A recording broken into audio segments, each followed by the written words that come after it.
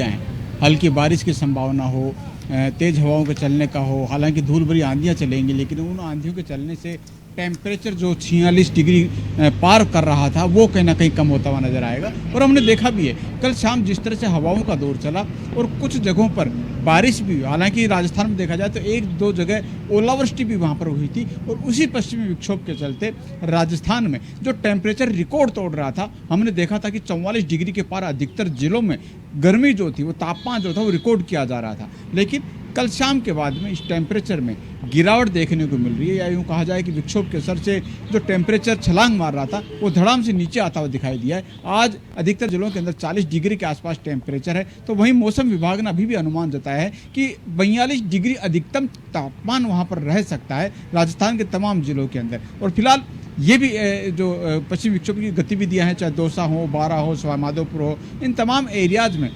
आज शाम तक देर रात तक हल्की बारिश की संभावना वहां पर जताई गई है। और 30 से 40 किलोमीटर की रफ्तार से हवाओं के चलनों की संभावना जो है वो भी यहाँ पर मौसम विभाग ने अंदेशा जताया है। ये कहा जा सकता है फिलहाल राहत जरूर है गर्मी से। हालांकि दोपहर के समय में हमने देखा कि तपिश जरूर बढ़ी थी, लेकिन टेम्परेचर 42 के आसपास रहने की वजह से ज़्यादा गर्मी और झुलसाने वाली गर्मी का एहसास नहीं हुआ, जो कि हम पिछले 3 दिन से लगातार देखते हुए आ रहे थे कि जो गर्मी दोपहर में निकलने का मन नहीं कर रहा था। और अगर कोई दोपहर में निकल रहा था तो ऐसे लग रहा था जैसे पूरी बॉडी को झुलसाने वाली गर्मी वहाँ पर पड़ रही हो। लेकिन अब ये कहा जा सकता है कि अगले 2 से 3 दिन तक पश्चिम विक्षोभ का जो असर यहाँ पर रहेगा राजस्थान में खासतौर से, तो यहाँ पर जो है वो टेम्परेचर 40 डिग्री 42 डिग्री के आसपास यहाँ पर दर्ज किया जाएगा, जो कि पिछले दिनों से जो रिकॉर्ड होता हुआ आ रहा था, जो गर्मी परेशान करने वाली थी, उससे कुछ राहत यहाँ पर कही जा सकती है। लेकिन 12 मई या 13 मई के बाद में एक बार फिर से जो है तापमान बढ़ोतरी के आसार पूरे नजर आ रहे हैं।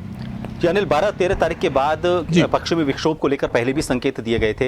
ये पश्चिमी विक्षोभ आया 11 तारीख के 10-11 तारीख का एक संकेत था। क्या 12 के बाद कुछ दिन तक गर्मी का एक जोर रहने के बाद एक और नया कोई किसी तरह का कोई डिस्टर्बेंस, वेस्टर्न डिस्टर्बेंस नजर आ रहा है, जिससे ये कहा जा सके कि बीच बीच में थोड़ा सा राहत की फुहारें लोगों पर बरसें? और खासतौर पर अगर ग्रामीण क्षेत्रों की बात करें, फुहारें तो ठीक है, लेकिन अगर उससे थोड़ी सी ज्यादा बारिश अगर हो जाती है तो किसानों के लिए बड़ी फायदेमंद साबित होती है वो।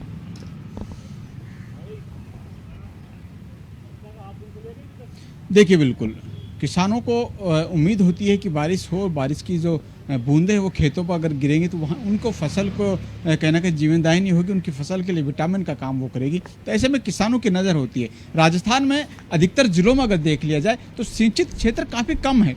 अधिकतर जो खेती है वो बारिश के ऊपर निर्भर करती हुई देखी जाती है। तो ऐसे में अधिकतर जो किसान हैं राजस्थान के, उनकी नज़र मेघा पर, बारिश पर पूरी तरह से रहती है। लेकिन इस दौरान हम जिस तरह से पश्चिमी विक्षोभ की गतिविधियां राजस्थान में अब शुरू हुई हैं, ये माना जा रहा है। हालांकि अभी तक मौसम विभाग ने किसी तरह का अलर्ट नहीं दिया है और ना ही कोई डेट यहाँ पर बताई है। लेकिन ये जरूर है, हमने पिछली बार भी देखा था, ये तमाम जो गतिविधियाँ थी मौसम विभाग की, जो पश्चिमी विक्षोभ की गतिविधियाँ थी, बारिश होना, हल्की बारिश होना, ओलावृष्टि होना, ये तमाम गतिविधियाँ पिछली बार भी गर्मियों में देखने को मिली थी। तो ऐसे में यह जरूर है, गर्मी तपाएगी जरूर, लेकिन इसके बीच बीच राहत देने के लिए पश्चिम विक्षोभ अगर सक्रिय होता है तो आम लोगों के लिए कहीं ना कहीं राहत देने वाला भी बीच